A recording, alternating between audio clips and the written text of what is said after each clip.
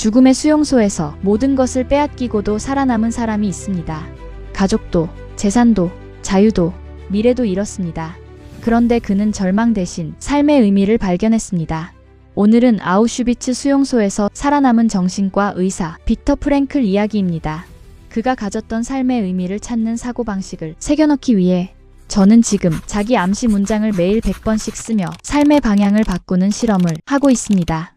생각과 행동을 반복하면 생각한 대로 뇌가 바뀌고 뇌가 바뀌면 인생이 바뀝니다. 원하는 걸 상상하세요. 상상이 현실이 됩니다. 나는 1905년 오스트리아 빈의 유대인 가정에서 태어났다. 어릴 때부터 궁금했다. 왜 어떤 사람은 같은 고통을 겪어도 무너지지 않을까? 그 질문은 나를 정신과 의사로 만들었다. 나는 병원에서 환자들을 치료했고 인간의 마음을 연구했다. 사랑하는 아내도 만났다. 평범하지만 행복했다. 나는 앞으로도 그런 삶이 계속될 줄 알았다. 하지만 세상은 전혀 다른 계획을 가지고 있었다. 1944년 새벽이었다. 문을 두드리는 소리가 들렸다. 쾅, 쾅, 쾅. 나치 군인들이 들이닥쳤다. 우리는 몇 분 안에 짐을 챙겨야 했다. 아내의 손을 꼭 잡았다. 괜찮을 거라고 말했다. 하지만 사실 나도 두려웠다. 우리는 수많은 사람들과 함께 가축수송 열차에 실렸다. 열차 안은 숨쉬기조차 힘들었다. 사람들은 물을 찾았고 아이들은 울었다. 며칠 동안 열차는 멈추지 않았다. 그러던 어느 순간 누군가 창문 틈 사이로 밖을 보고 소리쳤다. 아우슈비츠다. 순간 객차 안이 얼어붙었다. 모두가 그 이름을 알고 있었다. 살아서 돌아오기 힘든 곳, 죽음의 공장. 도착하자마자 우리는 두 줄로 나뉘었다. 오른쪽, 왼쪽. 독일 장교는 손가락 하나만 움직였다. 그때는 몰랐다.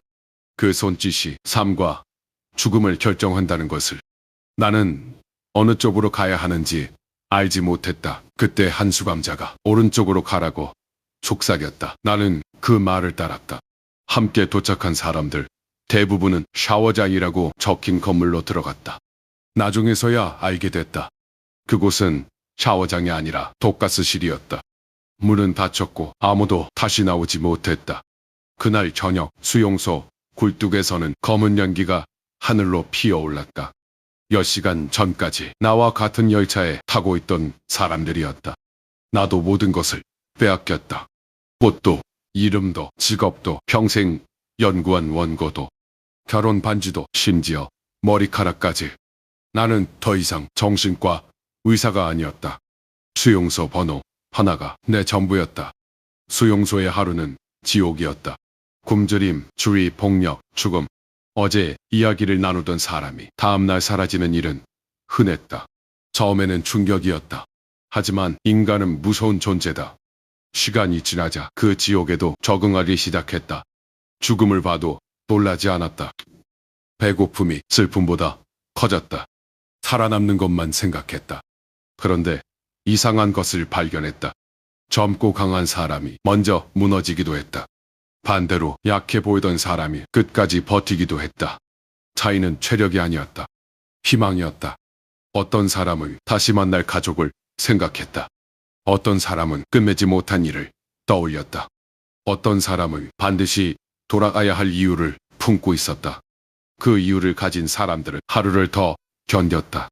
그리고 또 하루를 버텼다. 나 역시 버틸 이유가 있었다. 사랑하는 아내였다.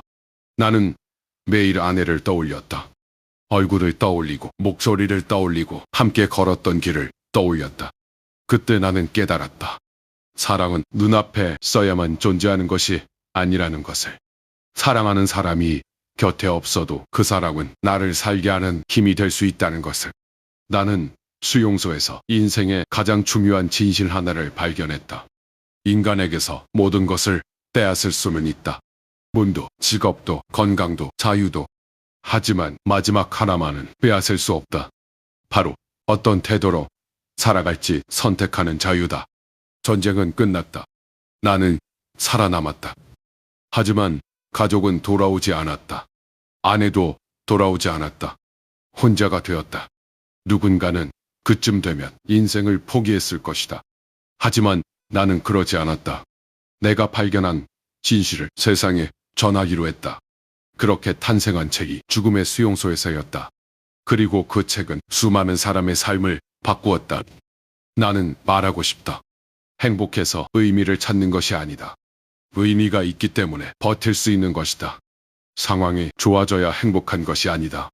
어떤 상황에서도 의미를 발견할 수 있을 때 인간은 다시 일어설 수 있다. 나는 빅터 프랭클이다. 오늘은 51일차입니다. 5100번째 자기 암시. 나는 월 순수익 1000만원 달성한다. 혹시 지금 힘든 시간을 지나고 있거나 포기하고 싶은 일이 있다면 댓글에 의미를 찾는다 라고 남겨보세요. 그 한마디가 다시 일어서는 시작점이 될 수 있습니다. 자기 암시 100일 후 어떤 변화가 있을지 기대됩니다. 오늘 다룬 삶의 의미와 관련 도서는 더보기란에 정리해두었습니다. 공부하고 실천하는 만큼 주파수의 강도는 더욱 세집니다. 이 영상을 보는 당신의 삶에 좋은 주파수가 깃들길 진심으로 기원합니다. 내일 또 돌아옵니다. 내일은 성공하는 사람들의 독서법을 이야기합니다. 놓치지 마세요.